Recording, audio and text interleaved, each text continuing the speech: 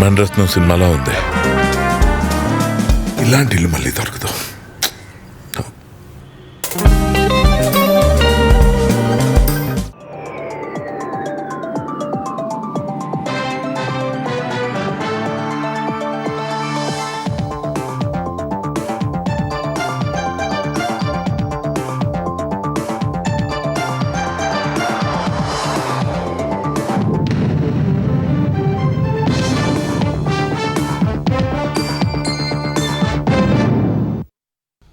నమస్కారం, ఈటీవీ న్యూస్కు స్వాగతం. ముందుగా ముఖ్యాంశాలు.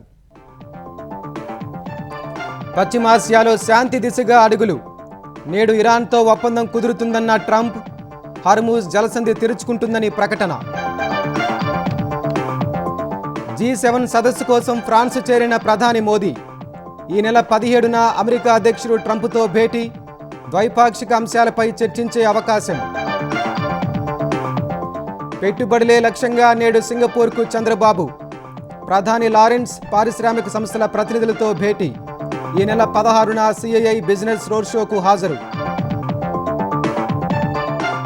కూటమి సర్కారు రాకతో మారిన ఏపీ ముఖ చిత్రం. 2 ఏళ్లలో 21 లక్షల కోట్లకు పైగా పెట్టుబడులు. పారిశ్రామికవేత్తల్లో పెరిగిన విశ్వాసం. హైదరాబాద్లో వర్ష బీభత్సం. 2 వేర్వేరు ప్రమాదాల్లో తండ్రి కూతురుతో సహా 3 దుర్మరణం. IMD హెచ్చరికతో అప్రమత్తమైన యంత్రాంగం. VBG రామ్జీ పథకంపై తెలంగాణ సర్కారు అభ్యంతరం. కేంద్రానికి నిరసన లేఖ రాయాలని నిర్ణయం. కొత్త చట్టం అమలును వాయిదా వేయాలని కోరనున్న ప్రభుత్వం.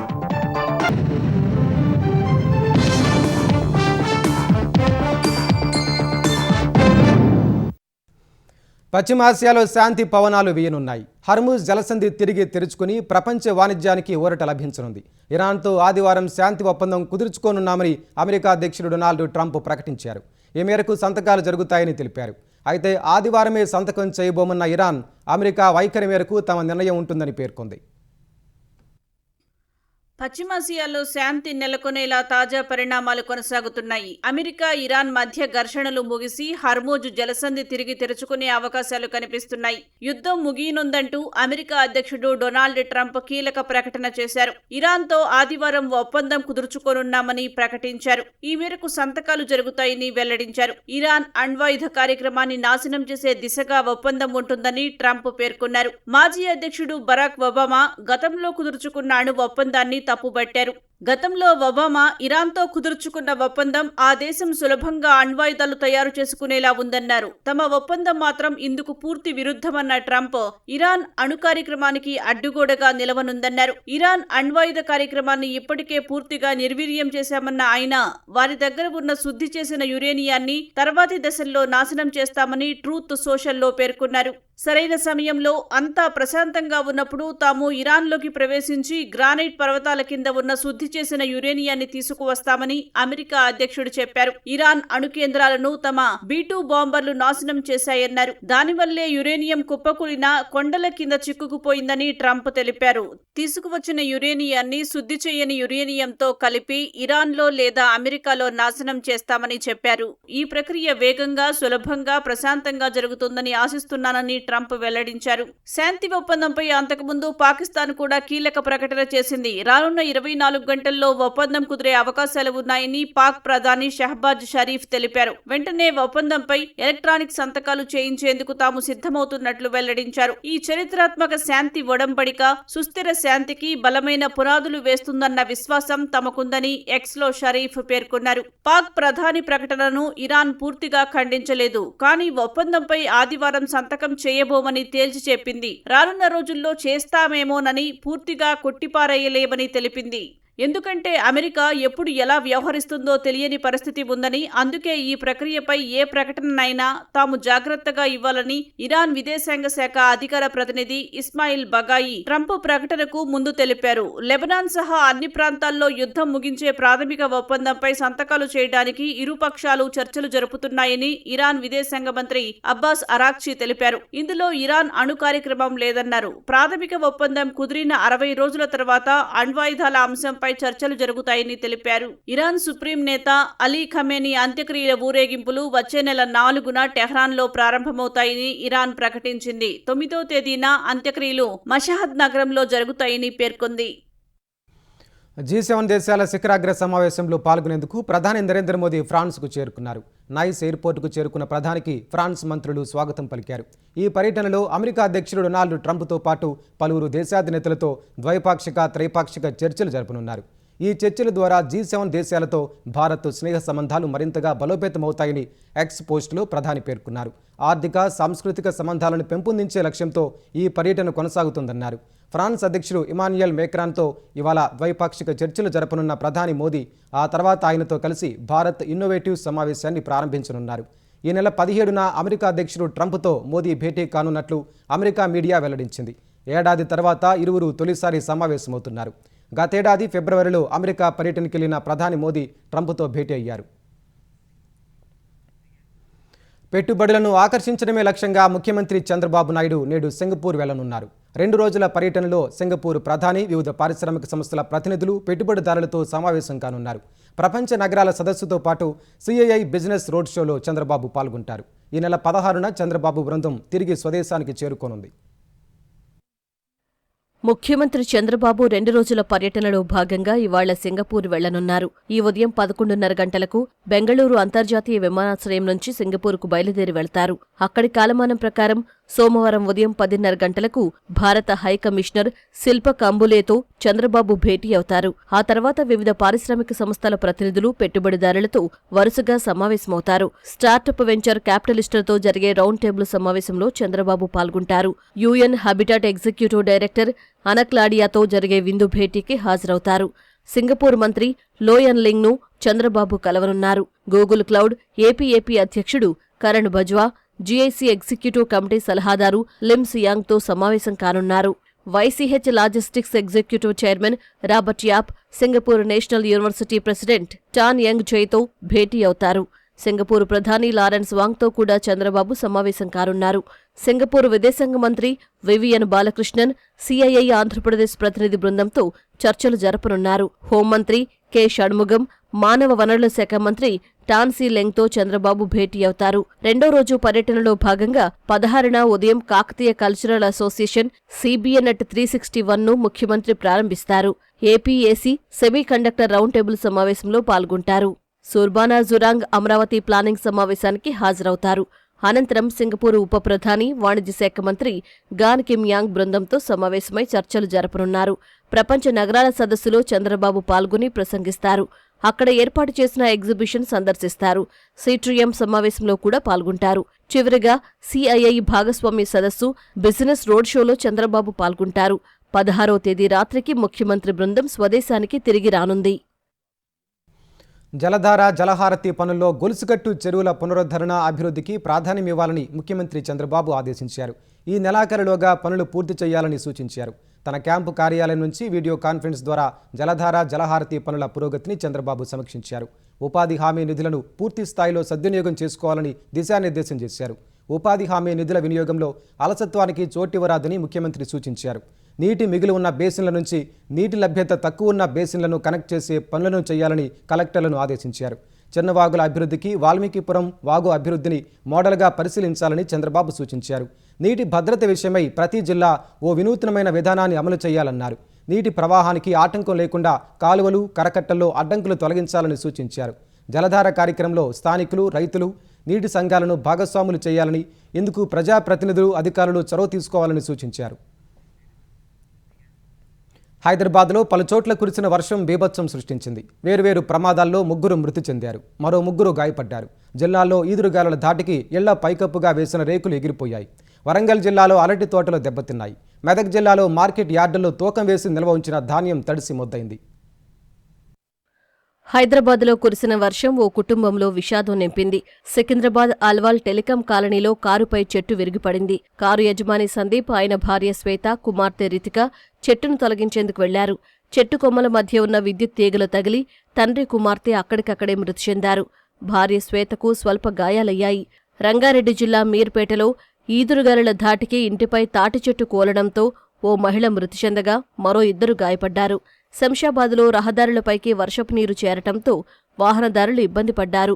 పలుచోట్ల షాపులు, సెల్లార్లోకి నీరు చేరింది. విపత్తు నిర్వహణ బృందాలు మోటార్ల సాయంతో వాన నీటిని తొలగించాయి. యాదాద్రి భువనగిరి జిల్లా మైలారుగూడెంలో ఈదురుగాలులతో కురిసిన వర్షానికి చెట్లతో పాటు విద్యుత్ స్తంభాలు నేలకొరిగాయి. మంచిర్యాల జిల్లా మందమర్రిలో ఈదురుగాలులకు ఇళ్ల పైకప్పుగా వేసిన రేకులు ఎగిరిపోయాయి. రోడ్లపై చెట్లు విరిగిపడ్డంతో రాకపోకలకు అంతరాయం కలిగింది. సింగరేణి కార్మిక క్వార్టర్లపై చెట్లు విరిగిపడడంతో విద్యుత్ సరఫరా నిలిచిపోయింది. వరంగల్ జిల్లా దుగ్గొండి మండలం లక్ష్మీపురంలో 5 ఇళ్లపై రేకులు ఎగిరిపోయాయి. గాలి దుమారానికి అరటి తోటలు దెబ్బతిన్నాయి. నెల రోజుల్లో పంట చేతికొస్తుందన్న రైతుల ఆనందం ఆవిరైంది. నష్టపోయిన తమకు ప్రభుత్వం పరిహారం అందించాలని బాధితులు కోరారు. గాలి వానలతో నేల కొరిగిన అరటి తోటలను ఉద్యానవన శాఖ అధికారులు పరిశీలించారు. మెదక్ జిల్లా ధాన్యం కొనుగోలు కేంద్రాల్లో తూకం వేసి నిల్వ ఉంచిన బస్తాలు తడిసి ముద్దయ్యాయి. చిన్న శంకరంపేట మండలం కామారం కొనుగోలు కేంద్రంలో 2 లారీల ధాన్యం తడిసిపోయింది. కొల్చారం మండలం కొంగోడు కొనుగోలు కేంద్రంలో తూకం వేసిన 3 లారీల ధాన్యం వర్షానికి తడిసింది. హైదరాబాద్కు భారీ వర్ష సూచనతో అధికార యంత్రాంగం అప్రమత్తమైంది. ముఖ్యమంత్రి రేవంత్ రెడ్డి ఆదేశాలతో డీజీపీ సివి ఆనంద్తో సహా 3 పోలీస్ కమిషనరేట్ల పరిధిలోని సిపిలు క్షేత్రస్థాయిలో పర్యటించారు. నీరు నిలిచే ప్రాంతాలను, వాటర్ లాగింగ్ పాయింట్లను స్వయంగా పరిశీలించారు. సహాయక చర్యలపై సిబ్బందికి దిశానిర్దేశం చేశారు. భారీ వర్షాలు కురుస్తాయన్న వాతావరణ శాఖ హెచ్చరికతో తెలంగాణ ప్రభుత్వం అప్రమత్తమైంది. హైదరాబాద్ కోర్ అర్బన్ రీజియన్లో సంబంధిత శాఖల అధికారులు అన్ని విధాలుగా సన్నద్ధంగా ఉండాలని ముఖ్యమంత్రి రేవంత్ రెడ్డి ఆదేశించారు. సీఎం ఆదేశాల మేరకు పోలీసు, జీహెచ్ఎంసీ ఉన్నతాధికారులు వరద ప్రభావిత ప్రాంతాల్లో పర్యటించారు. సైబరాబాద్ పోలీస్ కమిషనరేట్ పరిధిలో మల్కం చెరువు, బొటానికల్ గార్డెన్ పరిసర ప్రాంతాలను డీజీపీ సివి ఆనంద్ పరిశీలించారు. Cyberabad CP Ramesh, CMC commissioner Srujana ముందస్తు చర్యలను డీజీపీకి వివరించారు. వర్షం వస్తే ట్రాఫిక్ నిలిచిపోయే పాయింట్లు, అందుకు గల కారణాలను ఆయన దృష్టికి తీసుకువెళ్లారు. జీరో యాక్సిడెంట్ లక్ష్యంగా అన్ని విభాగాలు పనిచేయాలని డీజీపీ సివి ఆనంద్ సూచించారు. హైదరాబాద్ లో నీళ్లు నిలిచే ప్రాంతాల్లో కొత్వాల్, సజ్జనార్ పర్యటించారు. రోడ్లపై వర్షపు నీరు ఎక్కువ సమయం నిల్వ ఉండకుండా డ్రైనేజీల ద్వారా మళ్లించాలని సిబ్బందిని ఆదేశించారు. ప్రజలకు ఇబ్బంది కలగకుండా అన్ని చర్యలు తీసుకోవాలని సూచించారు. మ్యాన్ హోల్స్, తెరిచిన డ్రైనేజీలు, విద్యుత్ స్తంభాల పట్ల వాహనదారులు అప్రమత్తంగా ఉండాలని సజ్జనార్ కోరారు. అత్యవసర సహాయం కోసం డైల్ 100 లేదా 112 ను సంప్రదించాలని ప్రజలకు సూచించారు. బేగంపేట చికోటి గార్డెన్ పరిసరాల్లో వరద ప్రభావిత ప్రాంతాల్లో Malkajgiri CP Sumathi, municipal corporation commissioner Vinay కృష్ణారెడ్డితో కలిసి పర్యటించారు. ట్రాఫిక్ అంతరాయాల పరిష్కారానికి తీసుకుంటున్న చర్యలను సమీక్షించారు. వానాకాలం ముగిసే వరకు అధికారులు అప్రమత్తంగా ఉండాలన్నారు. విపత్తు నిర్వహణ సంస్థలను సమన్వయం చేసుకుంటూ ప్రజలకు అందుబాటులో ఉండాలని సిపి సుమతి ఆదేశించారు. మరోవైపు రోడ్లు, భవనాల శాఖ మంత్రి కోమటిరెడ్డి వెంకటరెడ్డి తమ శాఖ సిబ్బందిని కూడా అప్రమత్తం చేశారు. ఉన్నత స్థాయి నుంచి కింది స్థాయి అధికారుల వరకు అందరూ క్షేత్రస్థాయిలో ఉండాలని ఆదేశించారు. భారీ వర్షాల వల్ల ఇబ్బందిగా మారే రోడ్లు, బ్రిడ్జిలు, కల్వర్టుల వద్ద అప్రమత్తంగా ఉండాలని, ప్రజలను అప్రమత్తం చేయాలని సూచించారు. రోడ్లు కోతకు గురైతే వెంటనే తాత్కాలిక మరమ్మతులు చేపట్టి ప్రజా రవాణాకు ఇబ్బంది లేకుండా చర్యలు చేపట్టాలని మంత్రి కోమటిరెడ్డి అధికారులను ఆదేశించారు. వీబీజీ రామ్జీ పథకంపై కేంద్రానికి మరోసారి నిరసన తెలపాలని తెలంగాణ ప్రభుత్వం నిర్ణయించింది.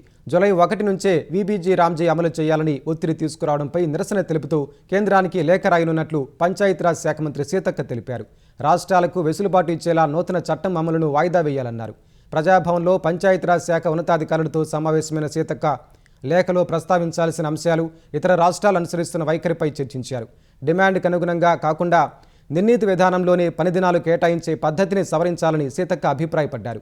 వ్యవసాయ సీజన్లో 60 రోజుల పాటు ఉపాధికి బ్రేక్ ఇవ్వాలన్న క్లాజును తొలగించాలన్నారు. ఆదివాసీ కొండ ప్రాంతాల్లో పంట సీజన్ 60 రోజులు ఉండదని, అంత సమయం బ్రేక్ ఇవ్వటం సాధ్యం కాదన్నారు. ఉపాధి హామీ పనులతో జరుగుతున్న నిర్మాణాలు పూర్తయ్యే వరకు ప్రస్తుత విధానంలోనే కేంద్రమే పూర్తి నిధులు భరించాలన్నారు. కేబినెట్లో చర్చించిన తర్వాత తెలంగాణలో వీబీజీ రామ్జీ పథకం అమలుపై తుది నిర్ణయం తీసుకుంటామని సీతక్క తెలిపారు. 5 ఏళ్ల వైసీపీ పాలనలో రాజకీయ కక్షలు, వేధింపులు తట్టుకోలేక పారిశ్రామికవేత్తలు పక్క రాష్ట్రాలకు పరుగులు తీశారు. ఫలితంగా ఏపీ బ్రాండ్ వాల్యూ భారీగా పతనమైంది. కూటమి ప్రభుత్వం అధికారం చేపట్ట 2 ఏళ్లలోనే పరిస్థితి పూర్తిగా మారిపోయింది.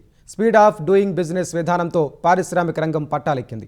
ఏపీ నుంచి తరలిపోయిన కంపెనీలే ఇప్పుడు తిరిగి వరుస కడుతున్నాయి. మొత్తంగా ఏపీలో పెట్టుబడుల ప్రవాహం కొనసాగుతోంది. అంతేకాకుండా సీఎం చంద్రబాబు మానస పుత్రికగా భావించే ఇంటికో పారిశ్రామికవేత్త లక్ష్యం దిశగా బలమైన అడుగులు పడుతున్నాయి. కూటమి సర్కారు ఏర్పడిన 2 ఏళ్లలోనే పారిశ్రామిక ముఖచిత్రం మారింది. పటిష్టమైన పాలసీ ఫ్రేమ్వర్క్, పెట్టుబడిదారులకు అనువైన వాతావరణంతో తయారీ రంగం, మౌలిక సదుపాయాల ఆధారిత పెట్టుబడులను ఆకర్షించడంలో దేశంలోనే ఏపీ అగ్రగామిగా నిలిచింది. పారిశ్రామిక ప్రగతిని ప్రోత్సహించేలా స్పీడ్ ఆఫ్ డూయింగ్ బిజినెస్ విధానంలో అనుమతులు పెట్టుబడుల్లో వేగాన్ని పెంచాయి. 2024 జూన్ నుంచి 2 ఏళ్ల వ్యవధిలోనే వివిధ సంస్థలతో సుమారు 21.64 లక్షల కోట్ల పెట్టుబడులకు సంబంధించి ప్రభుత్వం ఒప్పందాలు కుదుర్చుకుంది. వాటి ద్వారా సుమారు 23 లక్షల ఉద్యోగాలు లభించనున్నాయి. దేశానికి వచ్చిన విదేశీ ప్రత్యక్ష పెట్టుబడుల్లో 25.3% రాష్ట్రానికి రావడం ఏపీ బ్రాండ్ వాల్యూకు నిదర్శనం. మరోవైపు దేశంలో ఎక్కడా లేని విధంగా ప్రతి నియోజకవర్గానికి 1 చొప్పున 175 ఎంఎస్ఎంఈ పార్కులను ప్రభుత్వం అభివృద్ధి చేస్తోంది. గత వైసీపీ హయాంలో రాష్ట్రంలో పారిశ్రామిక రంగం పరిస్థితి దారుణంగా ఉండేది. పారిశ్రామికవేత్తల వేధింపులకు మన రాష్ట్రాన్ని బ్రాండ్ వాల్యూగా మార్చేశారు. కొత్త పెట్టుబడుల మాట అటుంచితే గత టీడీపీ సర్కార్ వివిధ సంస్థలతో కుదుర్చుకున్న ఎంఓయూలు, వాటికి కేటాయించిన భూముల సమీక్ష పేరుతో ఇబ్బందులు పెట్టారు. 2014-19 మధ్య అప్పటి టీడీపీ ప్రభుత్వంతో ఒప్పందాలు కుదుర్చుకున్న Asia paper and pulp, Jockey industries, Lulu group, Reliance industries, Franklin Templeton, Adani data centre, Amar Raja batteries వంటి సంస్థలు జగన్ తీరుతో పెట్టుబడుల ప్రతిపాదనలను ఉపసంహరించాయి. మరోవైపు 5 ఏళ్లలో వైసీపీ ఒకే ఒక్క పెట్టుబడుల సదస్సు నిర్వహించింది. 2023 మార్చిలో విశాఖలో జరిగిన ఈ సదస్సులో 388 మంది పెట్టుబడిదారులతో 13.12 లక్షల కోట్ల పెట్టుబడులకు సంబంధించి ఒప్పందాలు కుదుర్చుకుంది. వాటిని గ్రౌండింగ్ చేయడంపై మాత్రం దృష్టి పెట్టలేదు. దావోస్ వెళ్లినా రాష్ట్రంలో పెట్టుబడులు పెట్టడానికి వచ్చేవారు లేక చివరకు దేశీయ కంపెనీలు అదానీ, అరబిందో, గ్రీన్కో వంటి సంస్థలతో ఒప్పందాలు కుదుర్చుకుని దావోస్ నుంచి తెచ్చిన పెట్టుబడులుగా చెప్పుకోవలసి వచ్చింది. 5 ఏళ్ల విధ్వంసాన్ని అధిగమించి కోల్పోయిన బ్రాండ్ వాల్యూను పునరుద్ధరించడంపై కూటమి సర్కారు దృష్టి పెట్టింది. ప్రభుత్వం తరపున అధికారులే పారిశ్రామికవేత్తలతో సంప్రదింపులు జరిపి వారి సమస్యలు పరిష్కరించడానికి ప్రాధాన్యమిచ్చింది. దీంతో భారీ సంస్థలు రాష్ట్రానికి క్యూ కట్టాయి. అమెరికా తర్వాత అతిపెద్ద డేటా సెంటర్ను గూగుల్ విశాఖలో ఏర్పాటు చేస్తోంది. దీన్ని 13 నెలల్లో గ్రౌండింగ్ చేయడం ప్రభుత్వం వేగవంతమైన నిర్ణయాలకు నిదర్శనం. ఆర్సెల్ఆర్ మిత్తల్ ఉక్కు పరిశ్రమ విశాఖ తీసుకురావడంలోనూ వేగవంతమైన నిర్ణయాలే కారణం. ప్రకాశం జిల్లాలో భారత్ పెట్రోలియం కార్పొరేషన్ 1,00,000 కోట్లతో చమురు శుద్ధి కర్మాగారాన్ని ఏర్పాటు చేసేందుకు ఒప్పందం కుదుర్చుకుంది. కేవలం 36 రోజుల్లోనే పుట్టపర్తిలో 15,000 కోట్లతో యుద్ధ విమానాల ప్రాజెక్టును గ్రౌండింగ్ చేసింది. భారత్ పోర్టు అనుబంధ సంస్థ కళ్యాణ స్ట్రాటజీ సిస్టమ్ లిమిటెడ్ రక్షణ రంగ ఆయుధాల తయారీ ప్రాజెక్టును మడకశీరలో ఏర్పాటు చేస్తోంది. ఇప్పటి వరకు తమిళనాడుకే పరిమితమైన రాయల్ ఎన్ఫీల్డ్ 2,500 కోట్లతో ఏపీలో తయారీ యూనిట్ నెలకొల్పుతోంది. 2025 నవంబర్లో విశాఖ భాగస్వామ్య సదస్సులో వివిధ సంస్థలతో ప్రభుత్వం 538 ఎంఓయూలు కుదుర్చుకుంది. వాటి ద్వారా 11.37 లక్షల కోట్ల పెట్టుబడులు, 14.03 లక్షల మందికి ఉపాధి లభిస్తుందని ఆ సంస్థలు తెలిపాయి. 2024 జూన్ నుంచి ఇప్పటి వరకు 218 సంస్థలు 10.27 లక్షల కోట్ల పెట్టుబడులకు సంబంధించి ప్రభుత్వంతో నేరుగా ఒప్పందాలు కుదుర్చుకున్నాయి. వాటి ద్వారా 8.97 లక్షల మందికి ఉపాధి లభించనుంది. విశాఖ భాగస్వామ్య సదస్సు ప్రభుత్వంతో కుదుర్చుకున్న ఒప్పందాల్లో 282 ప్రాజెక్టుల గ్రౌండింగ్కు ప్రభుత్వం అనుమతులిచ్చింది. వాటిలో 100 ప్రాజెక్టులు గ్రౌండ్ అయ్యాయి. 2014-19 మధ్య కాలంలో అప్పటి టీడీపీ ప్రభుత్వం ఈజ్ ఆఫ్ డూయింగ్ బిజినెస్ విధానంతో కియా కార్ల కంపెనీ తీసుకొచ్చి ఉమ్మడి అనంతపురం జిల్లా రూపురేఖలు మార్చింది. ఇప్పుడు స్పీడ్ ఆఫ్ డూయింగ్ బిజినెస్ వైపు అడుగులు వేసింది. దావోస్లో నిర్వహించిన ప్రపంచ దేశాల ఆర్థిక సదస్సులో సీఎం చంద్రబాబు నేతృత్వంలోని ప్రతినిధి బృందం పాల్గొంది. కృత్రిమ మేధ, అడ్వాన్స్డ్ మ్యానుఫ్యాక్చరింగ్, గ్రీన్ ఎనర్జీ రంగాల్లో పెట్టుబడులకు ఏపీ అనుకూలమని పెట్టుబడిదారులకు వివరించాయి. రష్యాలోని మాస్కోలో నిర్వహించిన Saint Petersburg international economic forum సదస్సుకు మంత్రి లోకేష్ నేతృత్వంలో రాష్ట్ర ప్రతినిధి బృందం హాజరైంది. స్పేస్, సెమీకండక్టర్ రంగాల్లో పెట్టుబడులకు ఏపీలో ఉన్న అవకాశాలను ప్రభుత్వం వివరించింది. రాష్ట్రానికి పెట్టుబడుల ఆకర్షణ లక్ష్యంగా యుఏఈ, మధ్యప్రాచ్య దేశాల్లో రోడ్ షోలు నిర్వహించింది. మౌలిక సదుపాయాలు, పట్టణాభివృద్ధి రంగాల్లో పెట్టుబడుల ఆకర్షణ లక్ష్యంగా సింగపూర్లో నిర్వహించిన వరల్డ్ సిటీస్ సమ్మిట్లో పాల్గొంది. భారీ పెట్టుబడులు వస్తున్నా ఎక్కువ సంఖ్యలో ఉపాధి కల్పించే సూక్ష్మ, చిన్న, మధ్యతరహా పరిశ్రమలను ప్రోత్సహించడంపై దృష్టి సారించాలి. మాజీ ఎంపీ కేశినేని నానిపై విజయవాడలో కేసు నమోదైంది. సామాజిక మాధ్యమాల్లో కేశినేని నానితో పాటు ఆయన అనుచరులు అసత్య ఆరోపణలు చేస్తూ తన పరువుకు భంగం కలిగిస్తున్నారని ఎంపీ కేశినేని చిన్ని పటమట పోలీసులకు ఫిర్యాదు చేశారు. ఆయన పిఏ హేమంత్ను శనివారం పోలీసులు అదుపులోకి తీసుకుని ప్రశ్నించారు. గతేడాది ఏప్రిల్ 22న ఫేస్బుక్ ఖాతాలో సీఎం చంద్రబాబుకు లేఖ రాసిన కేశినేని నాని తనకు ఉర్షా సంస్థతో సంబంధాలున్నాయని, బినామీల ద్వారా ప్రభుత్వ భూములను ఆక్రమించినట్లు ఆరోపణలు చేశారని ఎంపీ చిన్ని తెలిపారు. గతేడాది ఏప్రిల్ 24న లీగల్ నోటీస్ పంపించినా సమాధానం ఇవ్వలేదన్నారు. పదే పదే తనపై సామాజిక మాధ్యమాల్లో అసత్య ఆరోపణలు చేస్తున్నట్లు చెప్పారు. అందువల్ల ఈ వ్యవహారంపై విచారణ జరిపి కేశినేని నానిపై చట్టపరమైన చర్యలు తీసుకోవాలని ఎంపీ చిన్ని తన ఫిర్యాదులో పేర్కొన్నారు. కాకినాడ జిల్లా తుని మండలం సిహెచ్ అగ్రహారంలో అదృశ్యమైన 2 ఏళ్ల చిన్నారి జ్ఞానేశ్వరి కేసు మిస్టరీగా మారింది. చిన్నారి ఆచూకీ కోసం పోలీసులు గాలింపు చర్యలు చేపట్టినా ఇప్పటికీ ఎలాంటి ఆధారం లభించలేదు. ఎవరైనా అపహరించి ప్రధాన మార్గంలో కాకుండా కొండ ప్రాంతం నుంచి తీసుకెళ్లి ఉండొచ్చనే కోవరంలో పోలీసులు దర్యాప్తు చేస్తున్నారు. బాలిక తండ్రి గణేష్కు ఎవరితోనైనా వివాదాలున్నాయా అని పరిశీలిస్తున్నారు. ఈ కేసులో కీలకంగా భావించిన పెంపుడు కుక్క మృతి చెందడంతో దర్యాప్తు మరింత క్లిష్టంగా మారింది. కేసు పురోగతిపై ఉన్నతాధికారులు ప్రత్యేక దృష్టి సారించారు. ఐజీ అశోక్ కుమార్, జిల్లా ఎస్పీ బిందు మాధవ్ ఆధ్వర్యంలోని దర్యాప్తు బృందాలతో టెలికాన్ఫరెన్స్ నిర్వహించి పలు సూచనలు చేశారు. తెలంగాణ ప్రభుత్వ ప్రధాన కార్యదర్శి రామకృష్ణారావు ఈ నెలాఖరున పదవీ విరమణ చేయనున్న నేపథ్యంలో తదుపరి సీఎస్ ఎవరనే అంశంపై జోరుగా చర్చ జరుగుతోంది.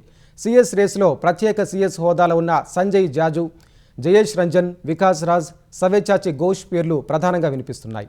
ఢిల్లీలో తెలంగాణ భవన్ రెసిడెంట్ కమిషనర్గా ఉన్న శశాంక్ గోయల్ అందరికంటే సీనియర్ అయినప్పటికీ ఆయన పదవీకాలం సెప్టెంబర్ 30న ముగియనుంది.